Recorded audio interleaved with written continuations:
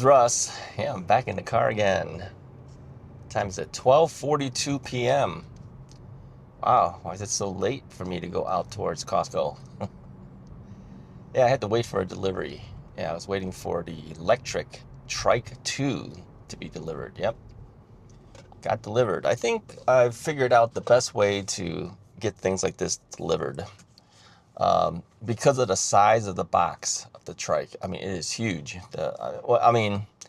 It's like 3 feet by 3 feet by almost 3 feet, right? It's almost a square. Well, the thing weighs a lot. It's over 100 and something pounds. So I didn't want them bringing it to our front door and having to deal with it there. I'd rather them just leave it by the garage. And the only problem is if they do that, I don't know that they've dropped off the thing. It didn't require a signature. So if it doesn't require a signature, my Ring doorbell cam won't even know that they dropped it off. It doesn't go around the corner there. So I said, well, I don't want them for me to have to drag it through the front door, scratch up your hardwood floors and everything. So if I'm going to build this, I'm going to build it out in the garage for this one. So here's what I decided the best way to do it was put special instructions. Yeah, there's an option where you could say where you want it dropped off. And then the thing is, I don't want everything dropped off at the garage, if it's a small item from FedEx. But I think for any product coming in that's big, like a bike, I'm going to say drop it off by the garage, but then under special instructions, I'm going to write in Ring doorbell. Yeah, and they did it. Yeah, they literally put it right in front of the door of the garage, and then they came up and rang my doorbell. Yeah, I'm going to put down Ring doorbell on everything. I mean, the only time a lot of times, the only time I know that these guys are there is if they're walking up towards our property and the Ring doorbell cam captures them, then it sends me a notification, right? But I want them to actually ring the doorbell, because you never know. In case the Ring thing doesn't go off, if you ring the doorbell, I definitely know you're there, right? So that's my instructions going forward. Drop off by garage and ring the doorbell. That's the best way to do it. All right. So what are we going to talk about today as I'm heading towards Costco to get my pizza? Yeah, I'm going to talk about a new restaurant that Mrs. Wright and I went to yesterday. Yesterday being Sunday, July 20th, 2025. In case you see this way down the road. Yeah, this is a new restaurant that opened up in, I believe, April of this year. And I had heard about it, and they had mentioned that, the decor was kind of strange because it had a lot of space-related things, like astronaut-type things. I didn't notice that much. Maybe they took a lot of that down. They did have two little alien-looking things right at the entrance way. But other than that, there's a lot of neon and everything. It's like blue neon lights. Kind of cool looking, actually. They had a fireplace, look almost like a fireplace looking thing on top of the ledge of a divider. It was kind of cool. I mean, it's not real fire. It's just electronically done, so it looks like it's flames coming out there, but it wasn't. Anyway, Mrs. Wright and I decided to go to this place. We had heard about it before, and I always wanted to try it, so we said, let's go. Let's go. So if you haven't seen the video, go over to the Russ's Wright channel and look for a video called Maax, spelled Maax. Maax. It's a Korean barbecue and, well, no, how do they call it? Maax Asian barbecue and hot pots. That's what it's called. It's in Arlington Heights, Illinois. Now, even if you're not from this area, go take a look at that video anyways. It'll give you an idea of how they do a hot pot restaurant and a Korean barbecue restaurant. Yeah, so what's unique about this one compared to the other one that we went to? We went to another one called The Spot. Remember that in Skokie, Illinois? That one was just a hot pot. This one has the hot pot and the barbecue grill. Yeah. I was looking around. I was going, how come the vents are so far up on the ceiling? I mean, it's tall ceilings, right? But really, the grill itself has vents next to it, so it sucks out the air that way, and then whatever comes up extra is sucked out by the other vents above, right? Or anything that comes from the hot pot. Hot pot is just it's boiling water essentially, boiling broth. So it's not so bad. But it is that when we went in there, I could definitely smell the smoke from the barbecue from other people barbecuing in there. So I guess it does take out um, some of the smell, but it doesn't take everything out. Yeah. Yeah. Go take a look at that video. Now, here's the interesting thing, and I don't know, but if you watch the video, okay, it's about 30 minutes or so long. I edited quite a bit of it. I mean, anytime that I'm just sitting there munching on things, I kind of took that all out, okay? So I just kind of put in all the things that, whenever I was talking to the camera, I put that in, right? And if you watch it, it looks like the wait staff is constantly coming after us and asking us questions. Do you want our grill change? How things going? Everything going good? All that kind of stuff. It looks like it's constantly they were not even leaving us alone. No, that's not true, okay? Because in between, we're eating, then they come back. But, you don't need to see all that stuff. Otherwise, the video will be extremely long. So I cut all that stuff out. But it does make it look like they're constantly bothering you. They're not, okay? But I will say I'm glad for all the attention that they gave us because they did check on us constantly, and our server was very good at her job. She always made sure we were okay, and if we needed anything, that type of thing. So I gave her a pretty good tip. I gave her a $20 tip, which is more than it should be. I mean, I don't know how much it was at, closing in on 30%. I don't know. It was pretty high. I think she was surprised when I handed her a $20 bill. I said, thank you for your service.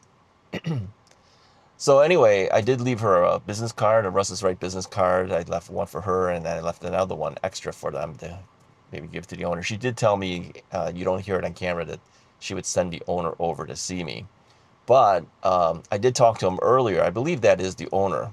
Yeah, he was an Asian guy. You can hear it in his accent. But a person comes up in the middle of the video asking me if I was an influencer.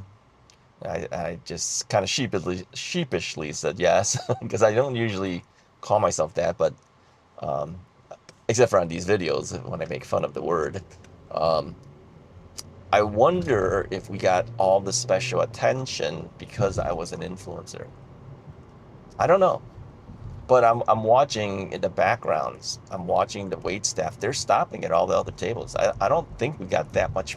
We may have gotten some, okay, but I don't think we got that much because they were helping all the other tables too. The whole thing I noticed with the wait staff there is they're constantly moving. They're either changing out grills or bringing food out or taking dishes away. They're constantly moving. Yeah. So not only Melissa is the name of the person who was serving us, not only was she moving around, but everybody else was too.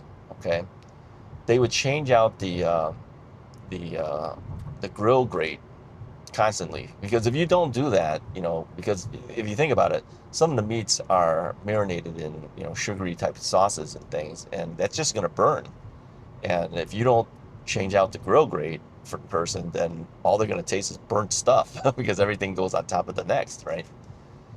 So they changed out our grill grate quite a few times. So I just had to wonder, are they just helping us because they kind of knew that, okay, this guy's probably going to make a video that's going to highlight our restaurant, or do they normally do it? I don't know. You tell me. Go watch the video and come back here and tell me. So anyways, everyone was very nice. It is a new restaurant, so they have to make a good impression, of course. And it's kind of like the spot in Skokie. Remember that video? I posted that here. Um, they were new too. I think they opened also in April. So both of these places opened up in April of this year. Now, it was asked, which of the two would you go to? How's the price differences? The spot doesn't publish their prices on their website. So we went during lunchtime for that one, during the weekday. And I think it was still over 20 something dollars per person, by the time you paid tax and everything like that. I'm going to guess around 25 or so. So ultimately, I think this Maax restaurant is more expensive, but I think it's worth it because if you look at the spot and it's a hot pot only, there's a lot of vegetable type things, and how much could that cost them, right? If you look at the Maax restaurant, it's a lot of meat, seafood, meat, things like that. That's more costly. So obviously they're going to have to charge you more because the the the food is going to cost them more, right? So I don't know. It's a lot more money, but I think it's worth it. I mean, if you look at places you go to, say in Vegas, that's going to cost you a lot more money, right? So when I look at something that's like, I think there's is 36.99 during the time we went, because we went, on a Sunday afternoon. Evenings and weekends are going to cost you 36.99 for an adult. It's like 26.99 during lunchtime. Now, um, will I go back again? Yeah, I think I would, but maybe I'll go during lunchtime just to see, is there any difference? Are we missing some items during the lunch hours? But with so much options that they give you, even if you miss a few things, it's not a big deal. So I like grilling my own stuff. I know at least one of my viewers said that he has a hard time wrapping his mind about having to grill his own meat. You're paying for a restaurant and you're doing all the work. Here's an interesting thing about the Korean hot pot restaurants. You don't have to hire anyone that knows how to cook. Everything's raw. Yeah, it's kind of almost like a sushi place. They don't cook anything. It's all raw, essentially. Okay, they cook the rice. But yeah, all you need are like sous chefs, guys that know how to prep, right? Because you got to cut the meat and marinate it and all that. So you need prep people, and then you need people who pick up the plates and drop off the stuff. Change the grate out. But really, you don't need an actual cook in a restaurant like that. Nothing's cooked for you. You got to cook it yourself. Um, some people have a hard time with that. I have a hard time with sushi places because I kind of feel like, oh, the chef did it. I'm going, they didn't cook anything. They cooked with the rice. Well, anyway, it's a popular thing now, Korean barbecue and hot pots. So this place combined the two together. That's why I really liked it. The spot is really only a hot pot thing. So when you're paying that much money for the spot, you're not getting the grilling option. That's why I feel, even if this place was $8 to $10 more, which is probably, I'm gonna guess around $8 more or something like that. It's worth it. I mean, I like, I got that. What was that? Was that a New York strip? I don't know what it was, but they prime something or other. You'll hear it in the restaurant, in the review of the restaurant. I got two of those. They're kind of thick. Yeah, I like cooking it myself. Yeah, so that's got to cost more than some vegetables, right? Now, Mrs. Wright is more of a vegetable person than I am. So she said she was happier with the spot, and it costs less too.